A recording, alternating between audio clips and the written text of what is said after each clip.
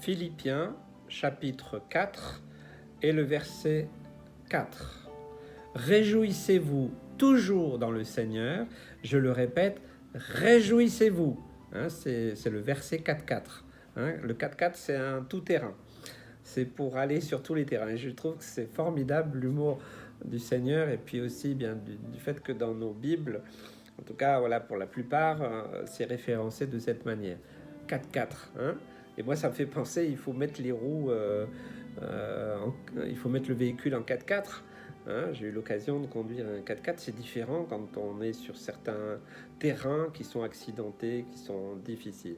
Et donc là, quand on enclenche la 4x4, quand on a un véhicule 4x4, eh bien là, dans la parole de Dieu, nous inviter d'enclencher quoi? D'enclencher pas n'importe quoi, non, de nous réjouir. Mais pas de nous réjouir de n'importe quoi. Bon, on peut rigoler un peu, c'est bien l'humour, je crois que Dieu a beaucoup d'humour, parce que, vous savez, des fois nous avons une vision très étriquée et très religieuse de Dieu, et voilà, après, c'est pas de la moquerie, mais l'humour, c'est une joie profonde, c'est pouvoir se réjouir, oui, se réjouir, alors bien sûr, savoir comment se réjouir.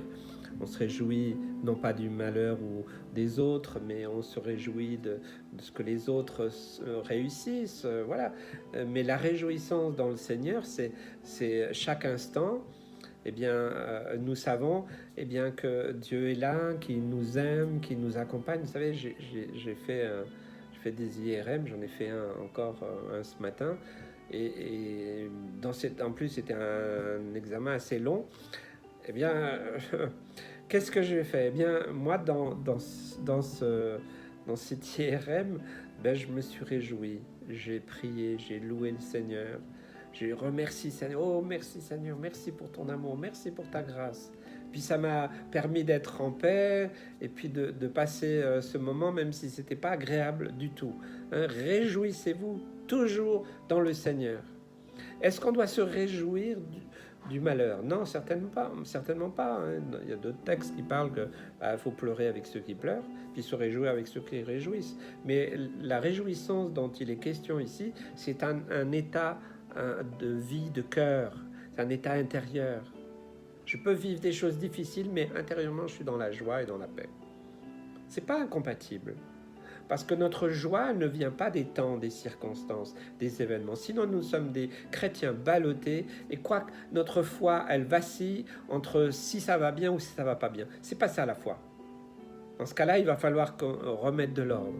Mais non, ma foi ne dépend pas des temps, des circonstances, des événements, si on est content ou pas, si les gens sont sympas ou pas. Rien à voir. Vous voyez, dans cette IRM, alors que peut-être, voilà, on pourrait dire, non, bien, je louais le Seigneur.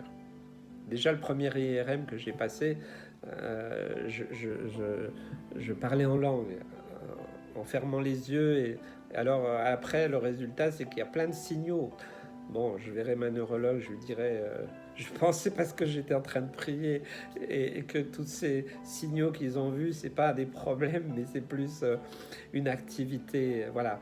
Réjouissez-vous toujours dans le Seigneur. C'est une joie profonde. La joie du salut. Combien de chrétiens oublient que Jésus les a sauvés? C'est dommage. Ça nous procure une joie profonde, parce que qu'est-ce qui peut nous arriver? Qu'est-ce qui est pire? Voilà, en ce moment, on parle confinement, voilà, privation de liberté, tout ça, c'est pas agréable. Ça nous donne pas de la joie, tout ça. Non, certainement pas. Mais ma joie profonde, elle vient d'ailleurs. Elle vient de ce que Jésus a accompli à la croix. C'est formidable. Ça, personne ne va me l'enlever. Même si on nous enlève, même si on nous torture, même si on nous tue, on ne pourra jamais nous enlever cette joie profonde. Et alors nous pouvons nous réjouir et nous réjouir encore. Chaque jour, chaque instant. Je t'invite, mon frère, ma soeur, à trouver cette dimension profonde de la foi. Et alors, ça nous aide aussi, voilà, ça nous aide à vivre les temps et les événements.